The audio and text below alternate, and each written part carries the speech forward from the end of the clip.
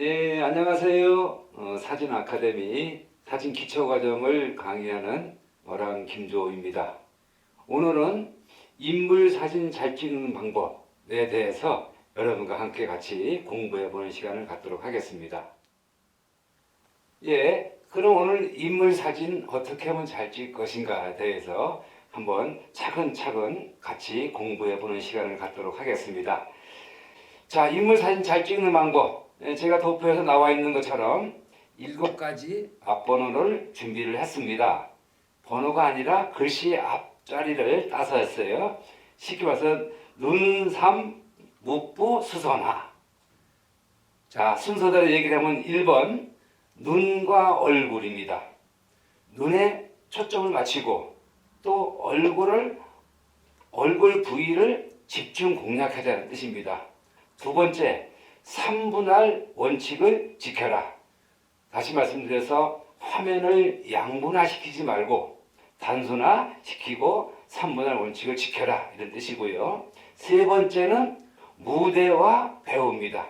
우리는 매일같이 멋있는 무대를 지나가고 또 그걸 바라보고 있습니다. 그 무대에 인물을 배치해보자는 뜻이 되겠습니다. 또 프레임 속 프레임이라는 사진 방법이 있습니다. 프레임 사진으로 시각적인 효과를 좀 더 갖자, 그런 뜻입니다. 다섯 번째로 수직과 수평에 대해서 같이 공부해 보고요. 여섯 번째, 선과 면 그리고 사람. 모든 사진은 선으로 연결됐다고 해도 과언이 아닙니다. 마지막으로 화면을 단순히 하자, 이렇게 7가지 말씀드리고 추가적으로 이 모든 것을 무시해서 진행하자, 이런 뜻도 진행해 보도록 해보겠습니다. 자, 첫 번째, 눈과 얼굴이라고 했습니다. 자, 사진의 힘은 눈입니다. 소위 말해서 눈에 있는 빛나는 눈의 빛을 어떻게 담아낼 것이냐, 그걸 선명하게 할 것이냐, 이거에 대해서 말씀드리고요.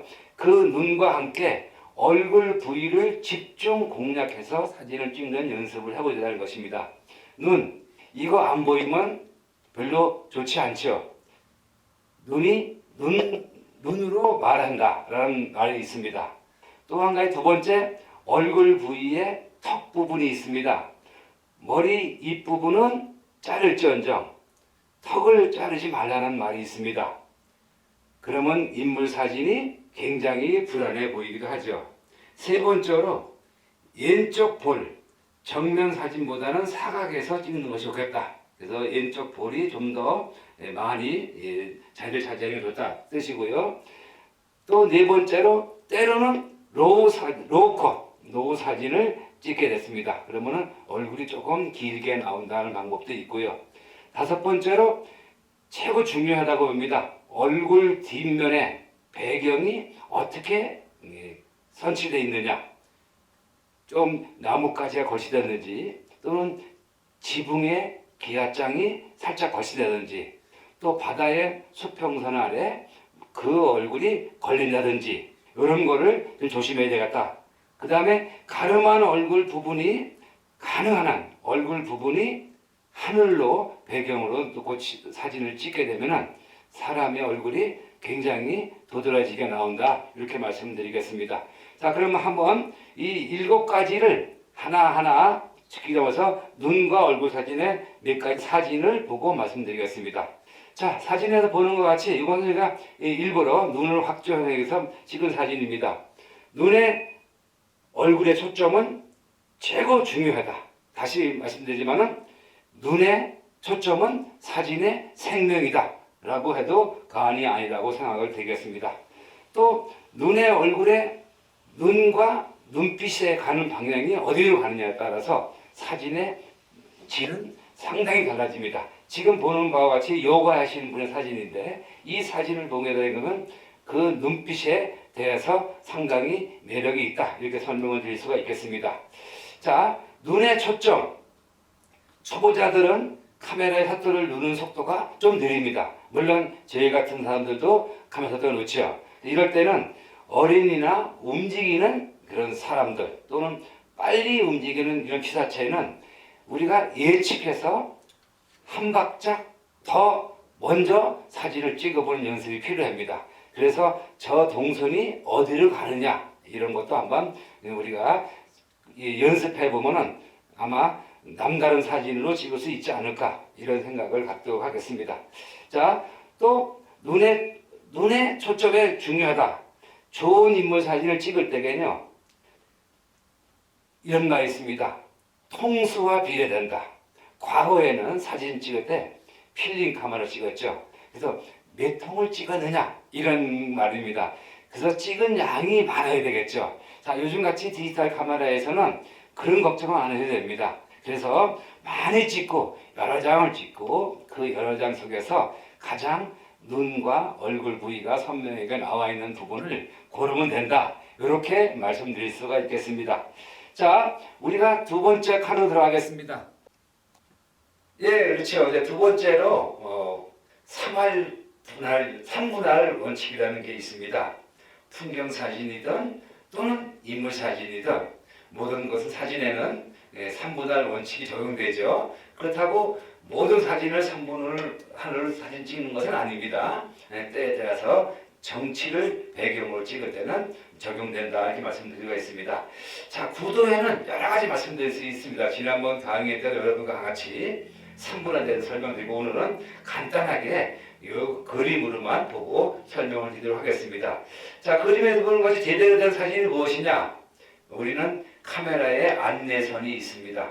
저희 말해서 격자 표시라고도 하죠. 이 안내선에 마주치는 그 분할점에 사람의 얼굴을 놓고 사진을 찍게 되면 사진이 좀 더 안정되고 또 누가 보는 관객이 그래도 편안하게 생각이 된다. 이 정도 말씀드리고요. 너무 깊숙이 들어가지 말라고 지난번 말씀을 드렸습니다.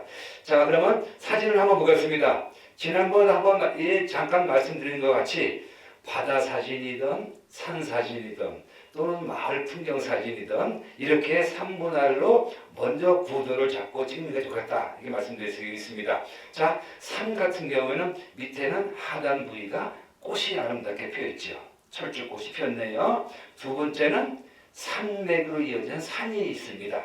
그 다음에 세 번째는 하늘이 보이죠. 자, 반대로 한번 생각을 해보겠습니다. 바다에 갔다. 그러면 바다는 모래사장이 있겠죠, 그죠? 모래사장이 3분의 1, 그 다음에 바다가 3분의 1, 그 다음에 하늘을 3분의 1을 놓고 이런 구도로 거기에 적절하게 인물을 배치하게 되면 인물 사진이 좀 더 남다른 사진이 되어다. 또 마찬가지로 가운데 놓고 찍지 않고 양쪽 가해 쪽 사진을 사람을 인물을 배치하고 또 인물의 시선의 방향에 따라서 그쪽 방면으로 여백을 준다 그러면은 사진의 깊이가 좀 더 날려지겠죠. 자, 지금 보는 것 같이 산 정상에서 찍을 때는 마찬가지입니다. 이렇게 한쪽 면을 사진을 여백을 남겨두고 사진을 찍게 되면 좀 더 남다른 사진이 나온다 이렇게 말씀드리고요. 지금은 이거는 해변가에서 말 타는 사람의 사진이 있죠. 이렇게 시선의 방향이 쪽으로 이렇게 여백을 둔다 그러면은 아마 보는 사진을 보는 다른 사람에게 시원하고 안정감을 줄 수 있다 이런 사진이 되겠습니다. 자, 보는 것과 같이 이렇게 꼭 혼자 찍지 않고 2명이나 3명 찍을 때는 중앙에 배치해도 상당히 사진이 굉장히 집중도가 높아진다 이렇게 설명을 드릴 수가 있겠습니다. 자, 이제 참 중요한 얘기가 나옵니다. 무대와 배우. 내 사진 찍는데 무대가 왜 나올까? 배우가 왜 나올까? 자, 여러분들은 매일같이 출퇴근을 하거나 또는 어디를 다니실 때에 아름다운 곳을 지날 수가 있습니다. 그 아름다운 곳을 하나의 무대로 생각을 하고 그 무대에다가 배우를 선정하자. 자, 우리는 아주 여행 속이나 또는 가족 간에 어디 나들이를 가더라도 아주 처음에 딱 보는 순간에 왠지 남다른 그런 시선을 고정시키는 그런 풍광이 있을 겁니다. 그런 풍광이 나타났다 그러면 우선 먼저 내 눈으로 그 풍광을 충분히 잊고 이 풍광 속에 어떻게 구도를 만들 것이냐. 그리고 그 구도 속에다가 인물을 배치를 할 것이냐. 그래서 그 아름다운 그 풍광을 무대로 치고 그 다음에 그 무대에다가 인물을 배치한다 그러면은 아마 남다른 사진이 될 것이다.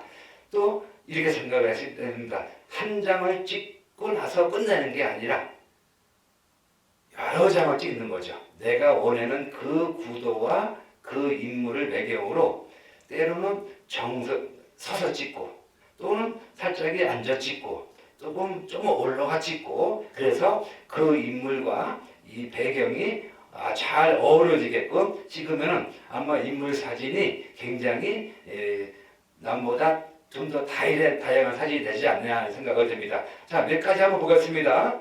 무대와 배우라고 되어 있습니다. 자, 여기 인물은 없어요. 아름다운 새 한 마리가 날아가고 있습니다. 자, 이 아름다운 새가 혹시 우리 인물이다 그러면 얼마나 멋있을까요? 자, 좋은 무대가 있으면 배우를 등장시켜라. 이렇게 말씀드릴 수가 있고요. 요거는 산 사진이네요. 등산객의 사진인데 이렇게 아름다운 자연 풍광을 이렇게 3분할 원칙을 사진을 구도를 잡고 거기에 적절하게 인물을 배치한다면 사진에 보는 맛이 좀 더 다를 것이다. 이렇게 설명을 드릴 수가 있겠습니다. 자, 무대가 있으면 배우를 등장시켜라.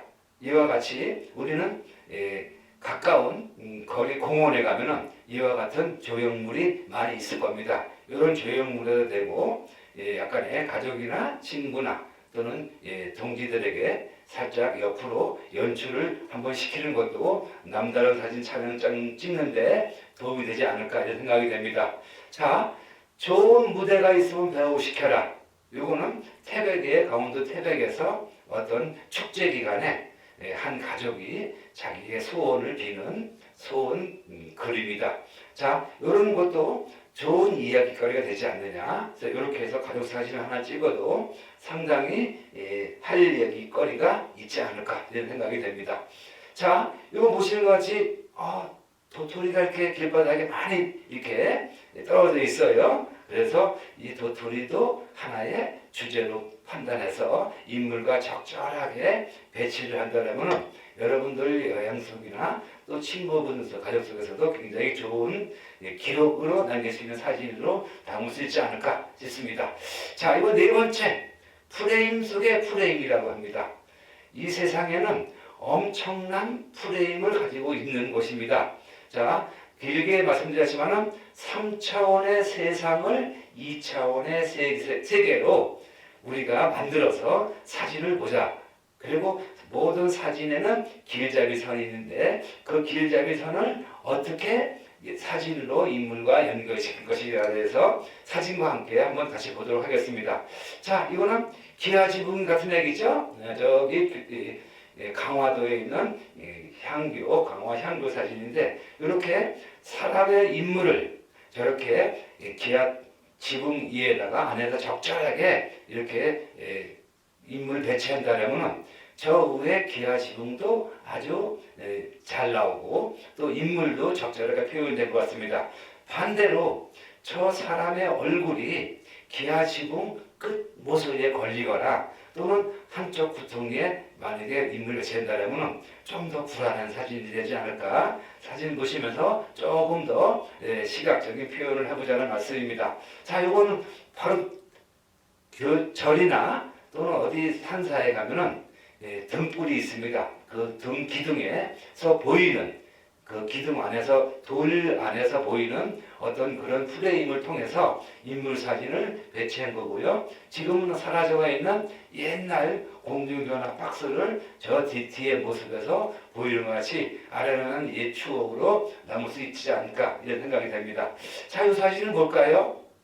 그냥 평범한 바닷가의 그냥 해수욕장입니다. 근데 거기에 큰 조개가 하나가 또 떨어져서 길바닥에 나등기는데 그 조개를 그 바위에 올려놓고 인물을 그 안에다가 배치해서 사진 찍은 사진이니까 좀 더 남다른 사진이 되지 않을까 이런 생각을 합니다. 자, 어느 여행지에 가면 요즘은 포토존이 많이들 설치되어 있습니다. 그 포토존에 또 사진 찍는 모습도 또 하나 풍경이 되지 않나, 프레임이 되지 않나 이런 생각이 됩니다. 또 우리가 정자 또는 어디 팔각정 이런 데 가면은 이렇게 기둥 안에 작은 그 액자 같은 형식에 대해 있어서 이걸 또 통해서 사진 찍는 것도 프레임 속에 프레임 사진으로 이렇게 표현될 수 있습니다. 또 이렇게 산이나 요즘 둘레길이 많이 개발되어 있습니다. 그 둘레길을 어떤 라인을 잡아서 그래서 이거를 프레임 삼아서 사진 찍는 것도 하나의 방법이 될 수가 있겠습니다. 자, 이것도 마찬가지죠. 어느 공원에 가면은 하늘공원인데 하늘공원에 가면은 이렇게 조형물이 설치되어 있는데 이 조형물을 통해서 적절하게 양쪽의 길을 잘 표현해서 찍다 보면은 사진 좋은 사진인데 이런 사진은 상당한 연습이 필요하다 말씀드릴 수가 있습니다. 자, 저희 가족 사진인데 이렇게 가족도 이렇게 프레임 조형물을 통해서 그 안에 사진을 찍는 것도 아마 재미있는 것이고 만약에 이 조형물 없이 그냥 찍으면은 그 주변이 너무 헝클어지지 않겠습니까? 그래서 사진의 집중도를 높이는 방법이 프레임 속의 프레임 사진이다 이렇게 말씀드릴 수가 있겠습니다. 자, 이제 다섯 번째로 수직과 수평이라고 되어 있습니다. 수평, 수직의 구성, 바로 안정된 사진에 편안하게 느낌을 준다 이렇게 말씀드릴 수가 있습니다. 사진에 수평선이 있으면 그것도 직선도 똑바로 유지를 해야 됩니다. 자, 사진에서 보는 것 같이 기울어지지는 사진이 있을 것 같습니다. 자, 요거는 저 부산에서 그 해운대를 그렇죠. 5, 6도네요. 5, 6도를 바라보고 있는 위의 사진이 저런 사진인데 그것은 바다의 수평선이 한쪽은 길고 한쪽은 짧게 돼 있죠. 그죠? 보는 것 같이. 근데 아래 사진을 보시게 됐습니다. 아래 사진을 보면 수평선이 일직선으로 돼 있으니까 사진이 좀 더 안정감이 있다. 이렇게 말씀드릴 수가 있고요. 자, 두 번째, 우리는 여행지나 이런 데 가서 개인 인물 사진을 찍을 수 있겠습니다. 한쪽 위에 사진을 보면 창문 틀을 보겠습니다.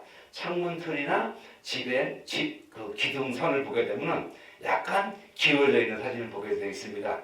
근데 그 아래에 있는 사진을 보겠어요. 그죠? 창문과 또는 기둥이 일직선으로 수직이 딱 맞게 되면은 사진이 좀 더 안정감이 있다 이런 생각을 말씀드릴 수 있겠습니다.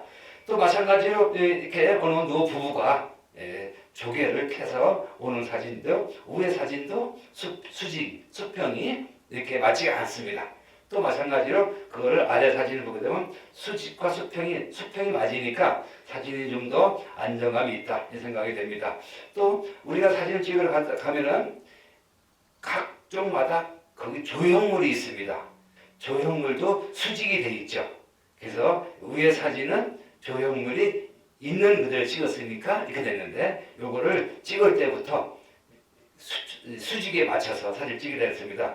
자, 바람이 불어서 조형물이 또는 안내판이 한쪽으로 살짝 씌워질 때 있습니다. 이때도 사진을 찍을 때에 아예 카메라를 조금만 돌려서 수직을 맞추시면은 사진이 좀 더 남다른 사진이 될 수 있겠다. 안정감이 있다. 이거 생각 말씀드릴 수가 있겠습니다. 자, 이번에는 여섯 번째로 선과 면 그리고 사람. 자, 선과 면을 속에 사람을 놓고 찍어보자 이런 뜻입니다. 자, 우리는 크고 작은 선이 있습니다. 자, 우리 한번 하나하나 사진을 보면서 한번 사진을 보겠습니다. 자, 이것은 산 사진이네, 그죠? 저 뒤편에 아름다운 산야가 펼쳐져 있습니다.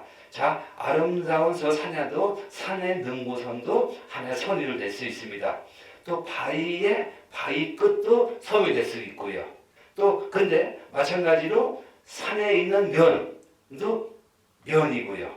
또 우리가 산에 올라가다 보면은 집에 또 면, 그 다음에 논이나 밭이나 이런 농경지도 하나의 면입니다. 이런 선과 면을 통해서 그 속에서 인물을 배치한다는 것은 좀 더 남다른 사진을 담을 수 있겠다 이런 생각입니다. 자, 이거는 해변가 얘기죠. 해변가인데 사진은 선이다. 선을 따라가자라고 했습니다. 그래서 밑에 구성물조차를 어떻게 면으로 바라보고 이 면과 선을 하나로 그 인물 사진과 배치되게끔 여러분들이 창작하는 과정을 좀 더 공부해보자는 뜻을 말씀드립니다.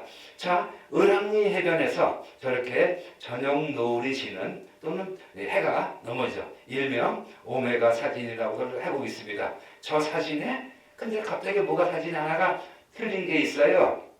그거 뭘까요? 네, 사람이 형태가 조금 흔들렸죠. 고의로 했습니다. 왜 그러냐면은 평범한 사진도 한번 찍어보고 또 한 가지 저렇게 사람의 얼굴을 사람의 모양을 약간 흐릿하게 해서 좀 더 남다른 사진을 찍고자 하는 뜻으로 찍어본 겁니다.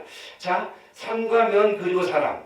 여기에는 사람이 없는 것 같은 사람이 하나 있습니다. 저쪽에 그 삼형제 섬 가운데 아주 작은 사람 하나가 보이죠. 저렇게 인물을 적절하게 배치해 사진을 찍으면은 저분을 굉장히 좋아한다 이렇게 말씀드릴 수가 있겠습니다. 아마 저분은 낚시를 즐기시는 낚시꾼인 것 같습니다. 자, 선과 면 이렇게 길로 되어 있는 아름다운 그 길의 모양도 사진으로 담을 수가 있습니다. 자, 사진이 쭉 길로 가다가 한쪽으로 몰아져 갑니다. 그럼 저 넘어가면은 좀 더 뭔가 더 다른 희망과 꿈이 있는 사진이라고 생각했습니다. 이런 길과 면 사진을 통해서 인물을 적절하게 배치하고 사진을 찍게 되면 사진이 좀 더 남다른 사진이다. 자, 이번 선에는 선과 면 그리고 사람에 대해서 공부를 해보는 시간입니다. 자, 7번째로 마지막이네요. 화면을 단순화시키자 이렇게 되어 있습니다.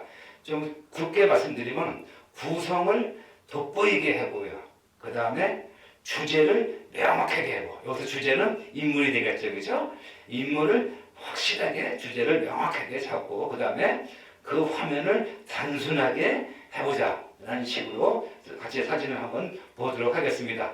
자, 이거는 무의도에서 우리 회원들이 같이 한번 사진 찍은 것이죠. 이렇게 화면을 꽉 차게 피사체, 다시 말해서 인물을 사진 안에 가득 채워서 사진을 찍으면 사진이 좀 더 돋보이는 사진이 나온다 이렇게 말씀드릴 수가 있고요. 두 번째로 가족 사진이죠. 그래서 저 뒤에 지저분한 것 같지만 군더더기 없이 깔끔하게 사진을 찍는 거죠. 그러면 뒤에 배경도 어떻게 보면 깔끔하면서도 하늘이 그 앞에 있는 그림을 받쳐준다. 그래서 이렇게 사진 찍는 연습도 한번 해보시는 게 있고요. 그 다음에 이것도 산 사진인데 여러분들이 각종 창작의 생각을 해보고 스스로 여러분들이 이러한 인물을 놓고 구도를 여러분들만의 나만의 구도를 만들어보는 것도 괜찮은 방법이다. 이 생각이 되죠. 이렇게 아름다운 또 조형물이 나타나면은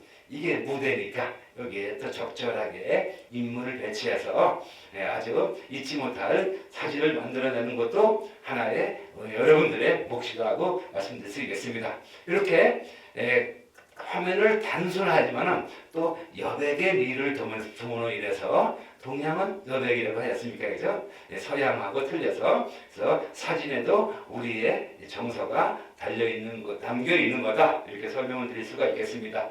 자, 사진은 뭐가 있습니까? 우리는 작가의 마음을 담는 것이라고 했습니다. 그럼 결국 여러분들이 사진을 찍으면 그냥 찍는 게 아니라 여러분의 마음을 담아서 사진으로 남긴다는 것입니다.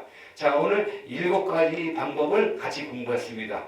이 7가지 내용이 전부는 아니지만 이 7가지 내용 중에서 하나하나 여러분들이 공부해보는 시간을 갖는 것도 하나의 인물 사진 잘 찍는데 도움이 될 거라고 생각을 해야 됩니다.